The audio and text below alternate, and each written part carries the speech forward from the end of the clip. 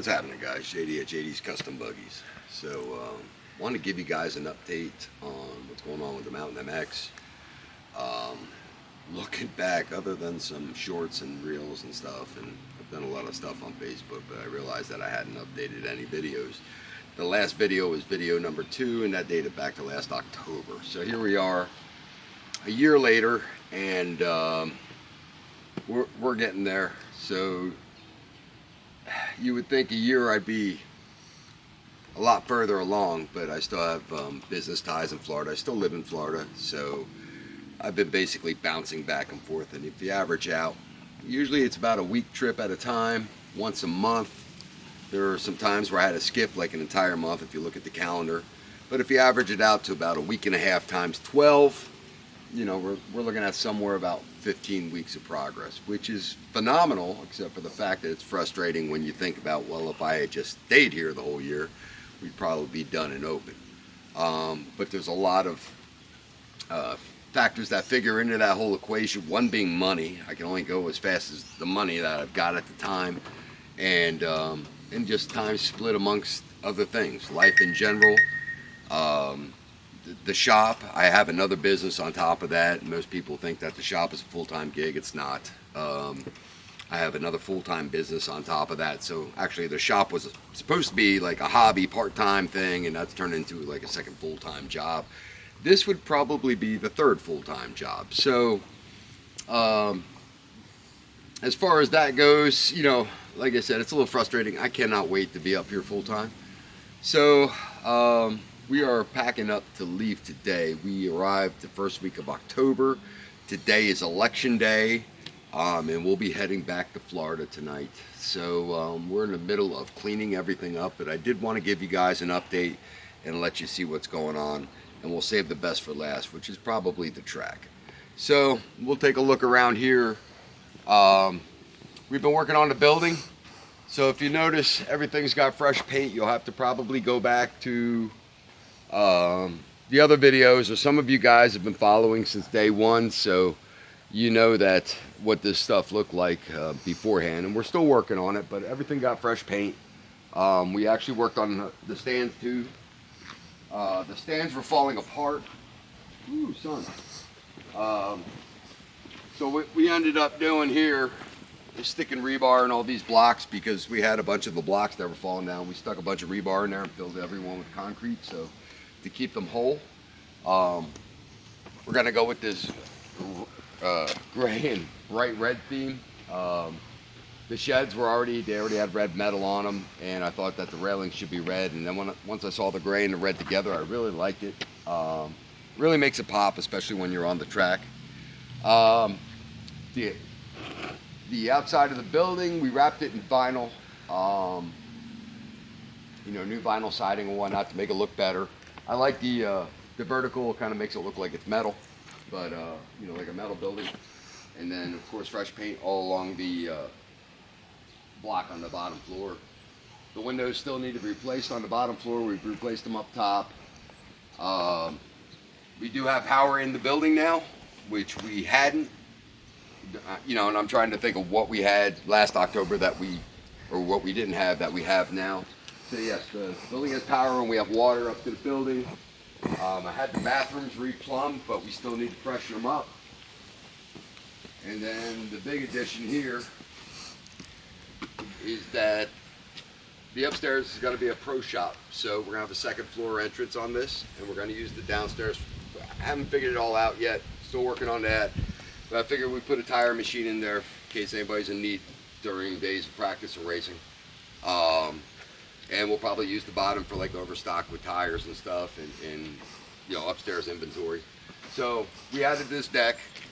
And this deck, like I said, I can only travel as fast as my wallet. So right now I wanted to get the first part of this deck so we could get the door on the second floor so we could finish the upstairs. So we'll take a look at the deck real quick.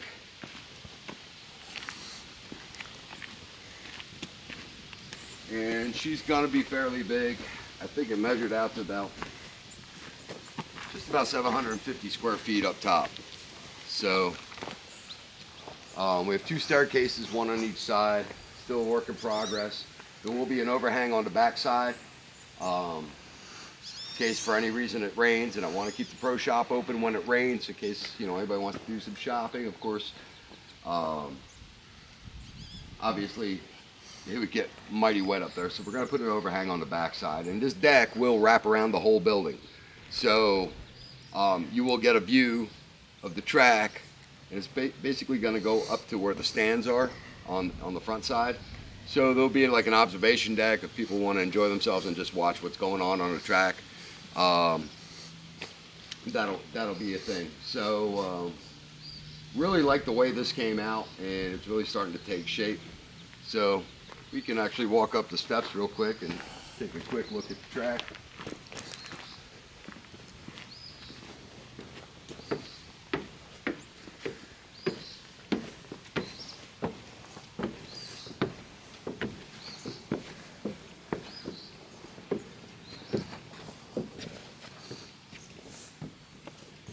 So if you look out, and this is just from the back side, we have, you know, obstruction with these buildings and whatnot. But even from up here on the back side and the corner here, you can get a good look at just about everywhere on the track. We are planning on, we talked to a guy about taking this big tree down by that shed over there. So that'll probably be the next trip. He couldn't get me in the schedule this week while I was here, and I talked to him last week. So, but you can see everything that's going on the track. And what's nice is even from the stands, you have a full view. We've had some test riders out this week, and you have a full view of basically everywhere on the track, which is nice. So we'll take you upstairs real quick, which just while we're up here. This window here is going to be the door to get in. We still have to cut it out and frame the door and everything. And basically you walk up the steps, enter the pro shop. The nice windows on the other side. I had the smaller windows take it out and put 3 larger windows in, so at least you get a good view of the track while you're inside, window shopping, whatever you're doing. So really excited about this. I guess we'll walk down the other steps.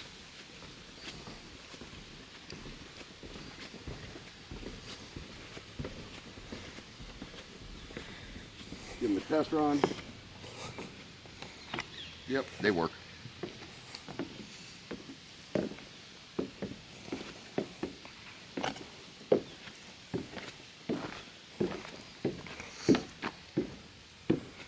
And I'll go ahead and take you upstairs and explain what's going on up there right now.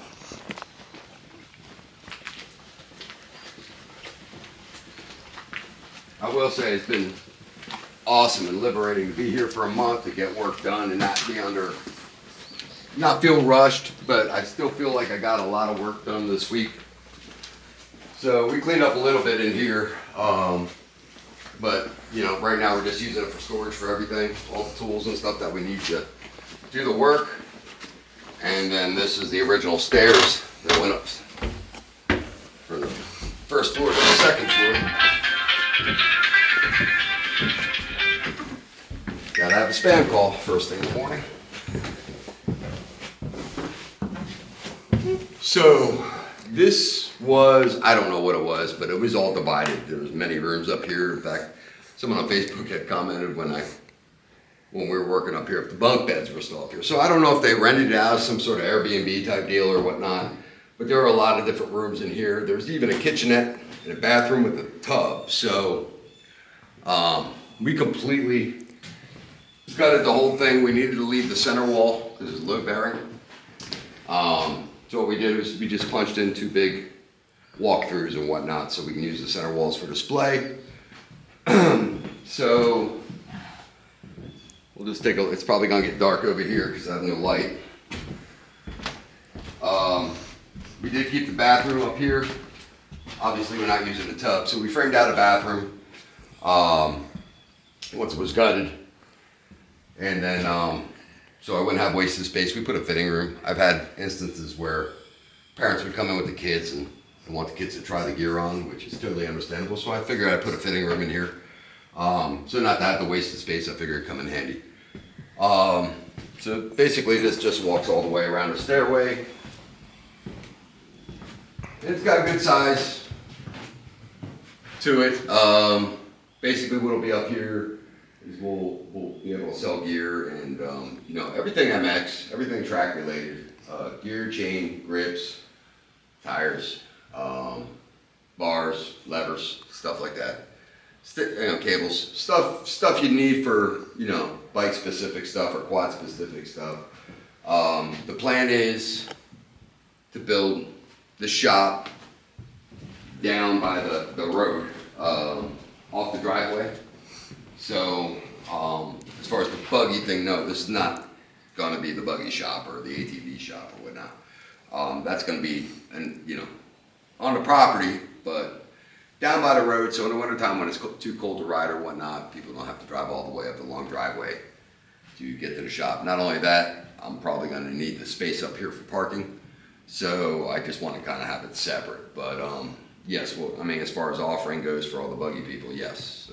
That's not a thing I'm getting out of. This is just something I'm adding to that. So that's where I'm at with that. So if anybody's kind of questioning or has questions about that, no, there's still going to be a JD's Custom Buggies. It is going to be on this facility, and it's going to expand. I'm going to expand that to UTV and ATV and bike stuff down there, and repairs and fabrication down there. So I just wanted this to be able to, so when the track is operational, because most of the time I picture it being operational on the weekends, that I'd probably close that shop and then run this, and then in the wintertime when it's too cold to ride or it might be too wet to ride or whatnot, that I can operate that shop by the road, and again, people don't have to drive the quarter-mile driveway to get up to the track. So I figured just for convenience sake, plus you could see that shop from the road. So it would kind of advertise for itself. So we'll go down and we'll start looking at the track. All right, so we're down on the track right now. This is what would be considered a start stretch. The gates would be out there in front of me behind the camera, and you're basically going, you're making a right, and then this is your front straight right here. A couple changes I did make. This first jump over here was a double. There's a reason why I changed it to like a downward slope table. It was a hairy double, and it looked like coming down that hill, getting enough speed, it just looked like it was a disaster waiting to happen. Bikes probably not so much. Quads probably not so much. But doing MBX or racing buggies on the track, I could just see that being a problem. Obviously, when a buggy goes airborne, it tends to nose down, and I didn't want somebody getting enough speed and hitting that thing and then flying flat into the face of the double there. So what I did was I filled it in. I wanted it down sloped a little bit. I left you could see through the weeds and whatnot, you could see the hump a little bit on the second jump. And I figured, if something comes short, it'll be a lot less painful. I want it to be challenging and I want it to be fun, but I don't want people getting hurt. Goes around here. I brought a bunch of fill dirt in. You can see this big hump right here. That was a jump, but that jump was about 4 feet lower than the hump. And originally it was the same size as that hump. So it had all washed out in between. So at least it gave me an idea of what height it needed to be. So we brought in a bunch of dirt. We made a ramp here for the dump truck to get up in there. And he dumped about 5-6 loads of dirt there, and I basically bermed it back up and formed that jump. Over here we have the finish line, tabletop. That was basically there. It was just covered up. So once I found it, I found it. It was just a matter of cleaning it all up. There were a bunch of trees and stuff growing on the side of that thing. That was a little hairy because I literally had to take the skid steer and go down the side of it and mow all the trees down. I've gotten kind of used to being very vertical, straight down or straight up in a skid steer. I mean, I've had them to the point where it's bouncing off the counterweight in the back, which is a little scary. And I've had them to where I'm sliding down a hill pushing dirt, going straight down, like literally. So I suppose if I went back to Florida, I'd be a heck of a skid steer operator because it's all flat. But there's a lot of hairy, sketchy things that you could get into with the skid steer.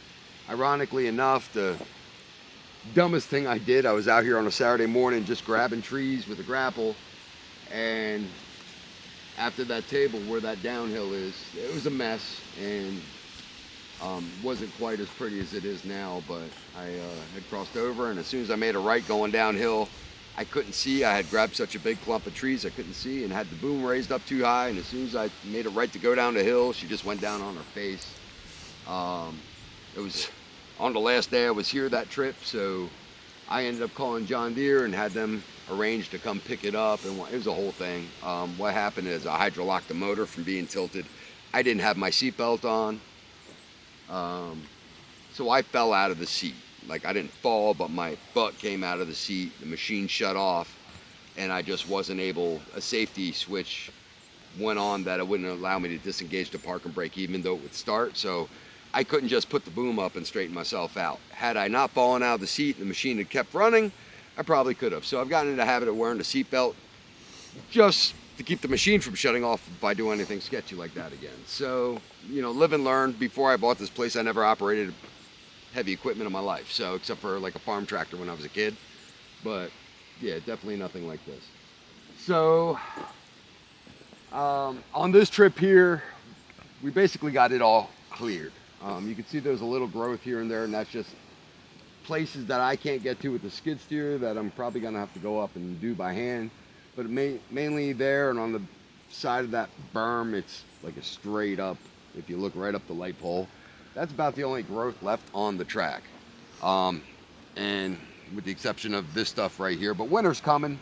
Between that and some weed killer, and I still have to, there's a lot of smoothing out I've got to do here, so that should fix all that. These jumps over here were covered when I got here at the beginning of the month. We got all the trees, most of the trees off there. There's still a little growth here and there. I'm trying to pretty it up a little bit. But I was able to form like the outside of the berms on a lot of these now. But we do have a complete track. The other thing, and we'll go up there and take a look and I'll explain, but that whole hill there, there's a downhill run. There's another lane that comes up the hill and back down the hill. That all still had growth. It was rough.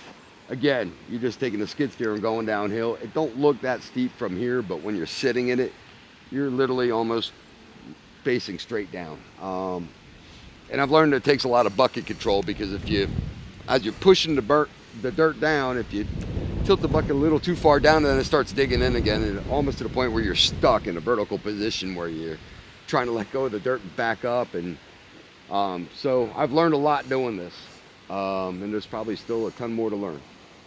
But all that was trees laying all over the place from the last trip. We had knocked everything down that was still left on the last trip, which was, I want to say July, or no, August, I'm sorry. August, a friend of mine and myself came up and basically was just on a clearing project. So we had basically knocked down whatever trees were left and gathered them up, but there's still a few leftovers up there when we got here this month, so we were able to get those out. And then I had to form that whole hill.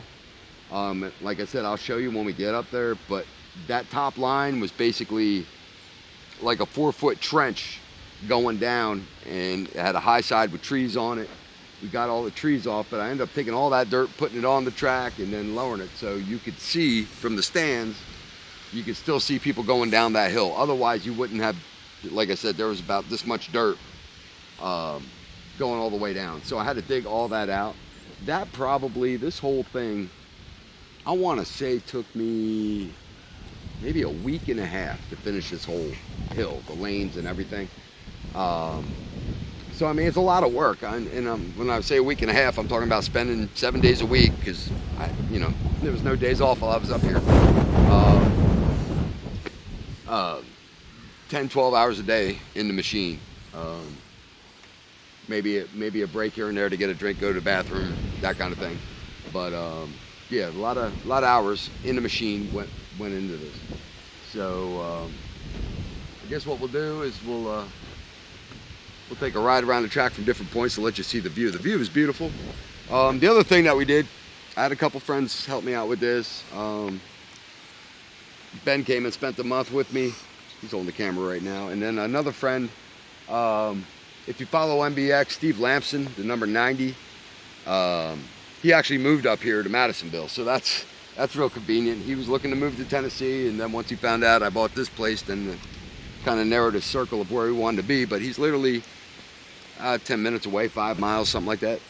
But he did the electrical roughing up there in the pro shop. So I mean, it's all the wires are run. We just need to kind of get everything finished and get everything as far as the finishing work, and get everything finished with the boxes and the lights and everything, and then we'll be good to go there. But we made this fence here. We put some solar lights over it. I thought I had more variety in banners, otherwise I would have covered the whole fence in it.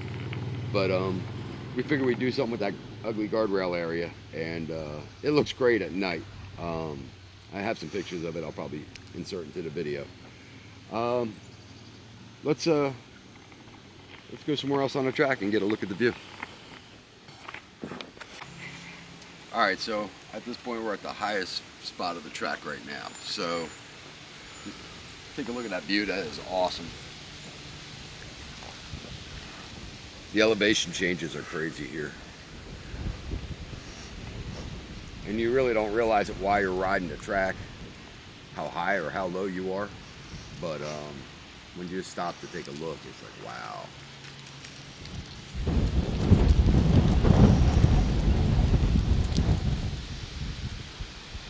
This is probably where I spent a good time in the machine trying to fix all this up, because there was nothing here. It was just a washed out hill.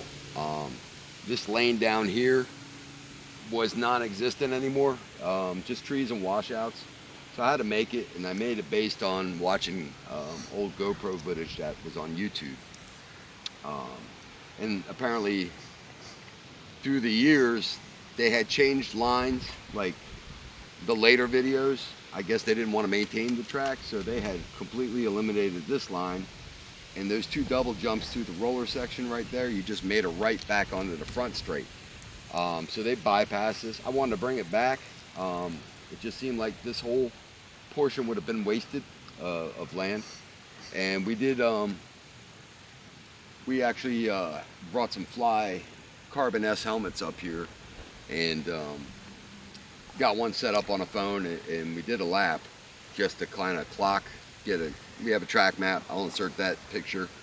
It's a screenshot from the app. And it clocked in at a mile from the start gate to the finish line, which is kind of cool. So it's a good long track. So there's plenty of riding to do out here. So this was where I had to spend a lot of time. So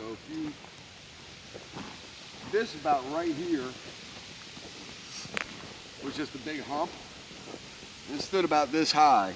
It went all the way down the side of this lane, so you could not see from the stands or anything. If you're going down this, it was just a big washed out downhill over here, and you would lose sight of somebody, because at first there were trees on top of it, but then once I got most of the trees down by digging it out, digging the whole thing down. So if you could picture this lane here being a little bit narrower, and there being a hump of dirt here going all the way down, what I was trying to do was raise the track and lower the infield and use the dirt on the track. So that's what took me about a week and a half. And you look at something and you figure, okay, I can level that out or whatnot.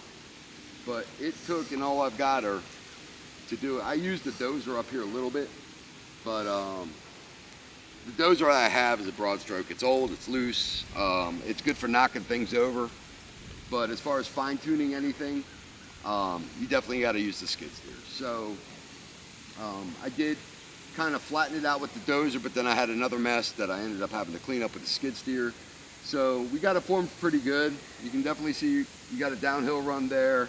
I try to slope the infield to go with it, and try to give space. I didn't want anybody going down or whatnot and then having a fall. So I try to leave space even on the high spots of the track. So if someone went down, the fall wasn't that bad. So I mean, there's a good infield between this lane and that lane. Also for maintenance and stuff, vehicles, I wanted to be able to, you know, have something where I could, water trucks, stuff like that, have a lane in between. Wasn't possible everywhere, but for the most part, that's what I got going on. You can just walk down here and I'll show you the lane that we made here.